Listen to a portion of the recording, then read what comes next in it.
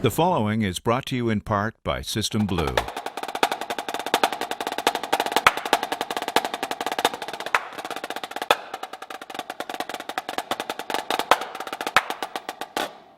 Products, events, publishing.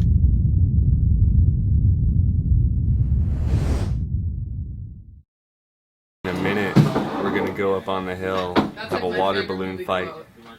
Gonna do age outs and staff versus everyone else. We were getting ready for war. We have a water balloon so big, we had to get a separate Penske to carry it. Don't you talk to me like that, okay? Yeah. I'm not talking to you today. The age outs and the non-age outs are literally not speaking to each other today. Take battle stations because I'm ready. And go.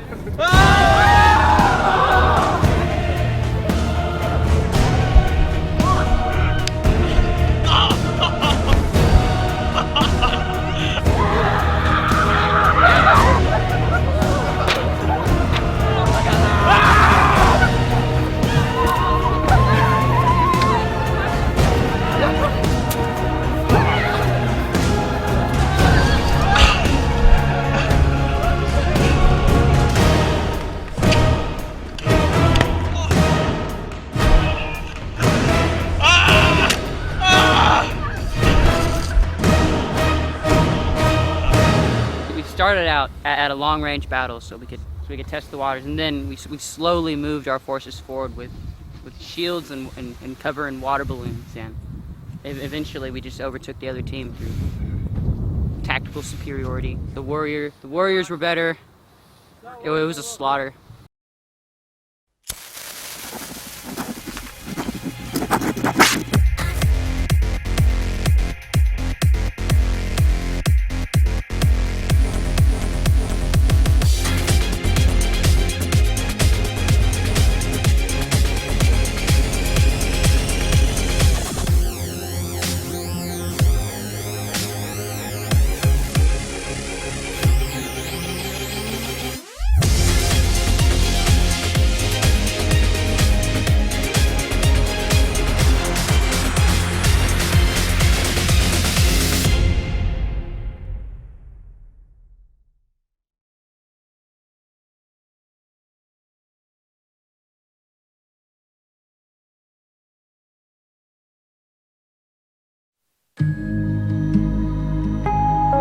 All drum corps shows have many elements that make it come to life.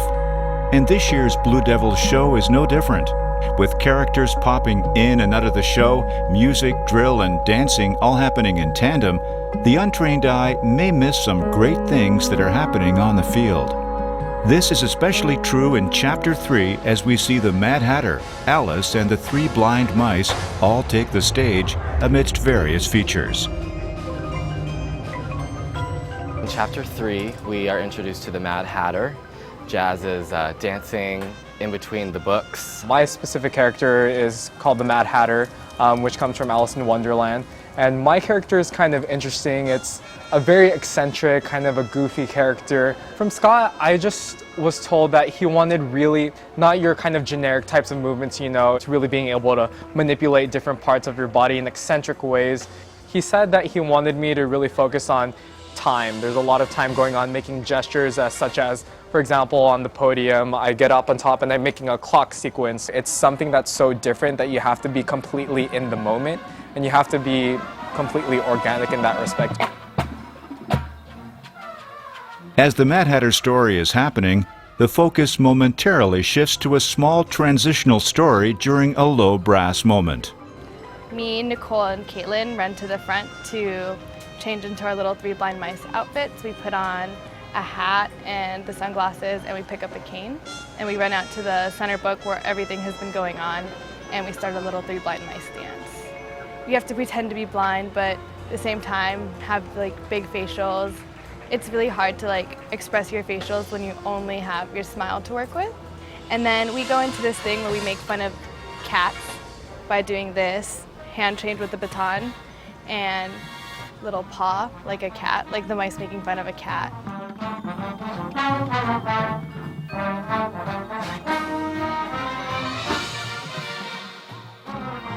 And then we go into our own individual things as Caitlin goes to get the apron for Alice, and Alice discovers us. In the show, I play Alice, and the field basically acts as my wonderland. And I'm looking around and I see the 3 blind mice, and I go over to them and they put on a white apron, and it has writing on it just like a lot of our costumes in the show. And I continue on and I'm looking around, the trumpets are playing some quirky little tunes, so I'm just very curious to what's going on. I'm checking out the cool rifle spins that they're doing on the chair, and I'm just observing what's going on basically. The Mad Hatter Tea Party Chair event that happens in Chapter 3 consists of pairs of boys. One is on top of a chair and another is right below the chair, and it really demonstrates the amount of trust and precision that we need to execute the event. And up and shoot and sweep and in. The first group on the quad catch, we have to make sure the diagonal is cleaner there. It's usually this group when we get to here on the 5 catch that our diagonal is nasty. We were just working on the Mad Hatter part, and one of the main focals on part 3 with the rifles, and we were just cleaning it because it's very technical, and that's part 1 that shows that we just have to be spinning together or it's not going to make a big impact. That accents the catch of the 5 and makes that way clearer. It's never like that when we do it together. I think you get to your triple and you get caught up evaluating and you miss this. It doesn't have the emphasis on the downbeat that it should. Make sense? All right, let's do it again. End down. There's a total of 6 exchanges that happen back and forth between the upstairs boy and the downstairs boy, and there's no room for error, especially with the upstairs person, because they're stuck on a high platform.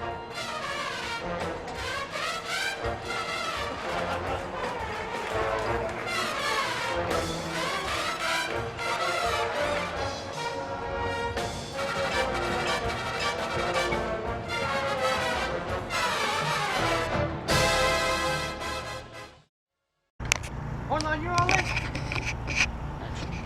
Set.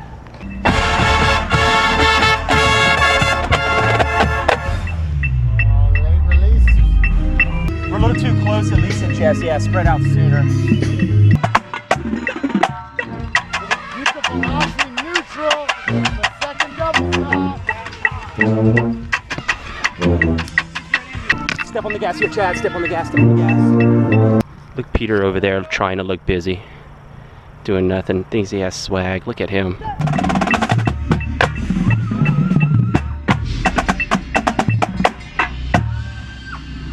If this is the last thing I ever say, BD360, if I die, because I'm going to try and get in all this euphonium drill. If this is the last thing I ever say, I love the Blue Devils. I love clean feet and long legs. Best rotation yet, that line with Michael Dodson. Watch the front of that here. Watch the timing here, Sean. Go more front field, Alex. Go more front field.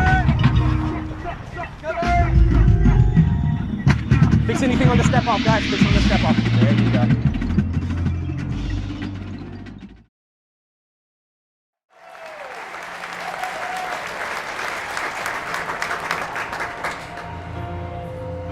As the show winds down, it comes to its final chapter. 6 stories have come and gone, leaving only one more. The horn line has just finished playing Children Will Listen, and what better way to emphasize that point than with the Pied Piper leading the reprise to the end. At the beginning of Chapter 6, the closer of our show, I am the Pied Piper. I begin that movement as the focus leading towards side 1. In my head, I'm kind of thinking, I'm leading these people out, I'm taking control of them, and I turn around and I look at one guy, and I just follow him and skip around him, making me think I'm taking control of them so they can go the way I'm directing them. So we start jazz running out of it sequentially, and it kind of looks like ink squirting onto the page. There's the mellophone solo, euphonium solo, and trumpet solo, and then the whole brass line kind of builds in on top of them. While all that is happening, the whole color guard is on the side 2 doing like pen work. They're like writing on the field, And I see that as kind of like the color yard. They've been inspired by all these stories, and they're creating new stories of their own. So after we use our pens, we put them down. We have like 4 or 5 girls pass out the flags in the back. We have the characters, they're walking towards the book. They all have a little dance feature together while everyone is spinning around them. They're doing this dance work, interacting with each other, kind of to show that like the end is near and all these stories are going to their end, going back to their beginning.